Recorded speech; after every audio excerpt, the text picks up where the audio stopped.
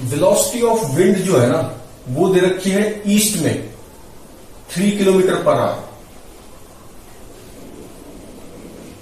Given क्या है? Velocity of wind east में दे रखी है 3 kilometre per hour. Engine speed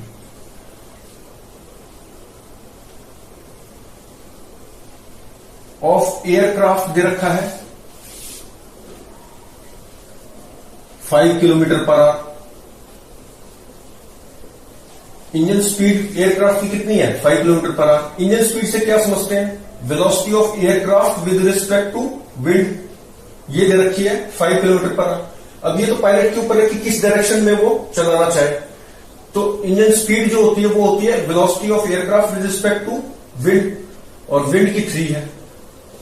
तो क्वेश्चन ये है कि find total time taken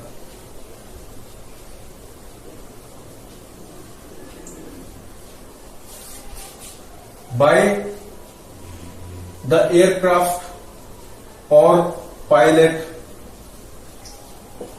to complete a square of side 10 kilometer in horizontal plane। तो कितना टाइम लगेगा? तो अब ये हॉरिजॉन्टल प्लेन मान लो ये है, ये हो गया हॉरिजॉन्टल प्लेन।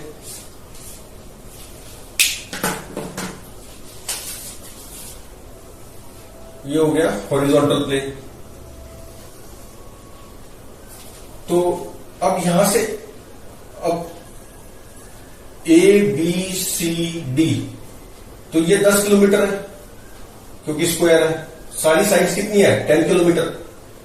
तो अब एयरक्राफ्ट स्पीड तो हमें पायलट को चुनना है किस साइड डायरेक्शन में इंजन स्पीड हो या प्लेन को उड़ाए जिससे ए बी पे उसकी वेलोसिटी आए। ये हम जानते हैं कि वेलोसिटी ऑफ प्लेन या aircraft is equal to velocity of aircraft with respect to wind plus velocity of wind, ये तो हम जानते हैं।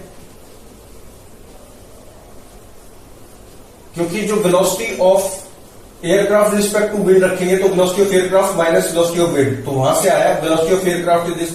तो ए से बी जाना, तो जो वेलोसिटी ऑफ एयरक्राफ्ट है फाइनली वो तो इस डायरेक्शन में होनी चाहिए वीए।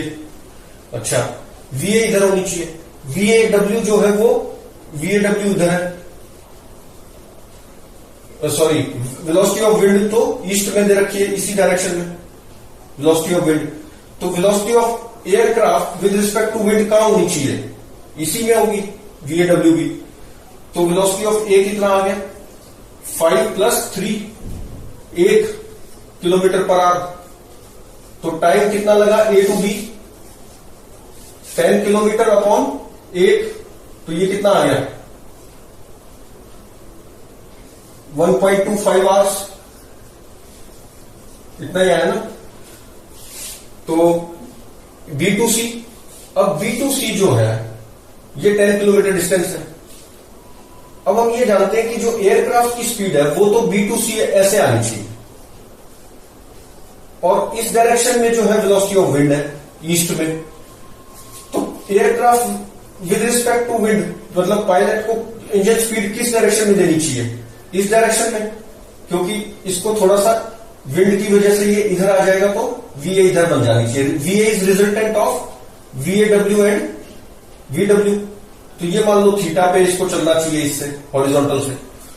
तो वीए रिजल्टेंट है इसका और इसका, तो इसका मतलब VAW sine theta should cancel VW. तो VAW sine theta is equal to VW, और वीडब्ल्यू कितना है? Velocity of wind is 3 kilometre per hour दे रखी है, और velocity of aircraft with respect to wind 5 दे रखी है। तो 5 साइन थीटा इज 3, तो साइन थीटा कितना आ गया? 3/5। 3/5 मतलब this implies theta is 37 degree. तो ये 37 डिग्री आ गया। तो वीए कितना आ गया?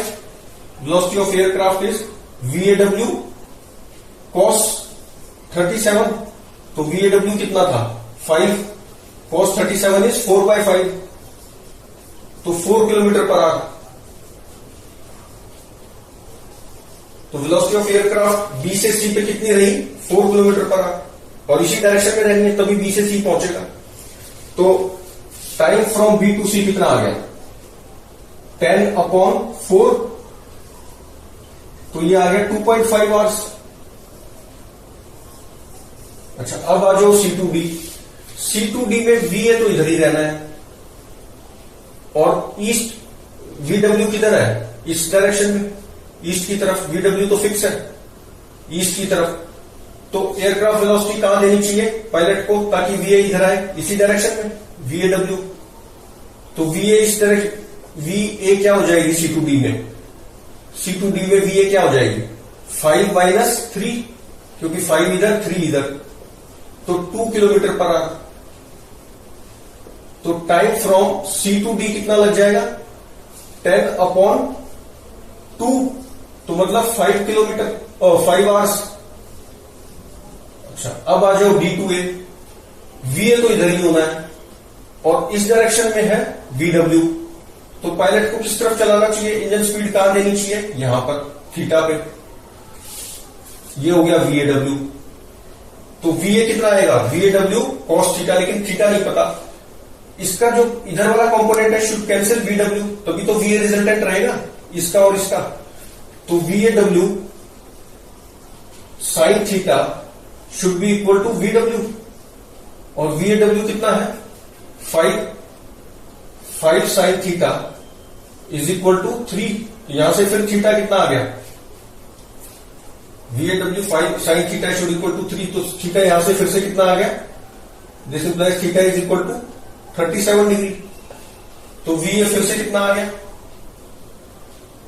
VA is equal to VAW cos 37। VAW कितना है 5 और cos 37 4/5, तो ये आ गया 4, फिर से 4 किलोमीटर। तो time from D to A is 10/4, तो ये फिर से 2.5 आवर्स। तो टोटल टाइम कितना हो गया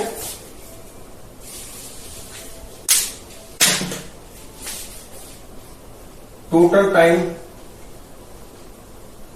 to complete square ABCD is equal to T50 A से B लगा 1.25, फिर B से C लगा 2.5, फिर C से D लगा 5 आवर्स, और D टू A कितना लगा 2.5 आवर्स। तो कितना हो गया टोटल 2.5 और 2.5 तो 5 हो गया, 5 5 10 11.25 आवर्स इज द आंसर। तो ये हो गया।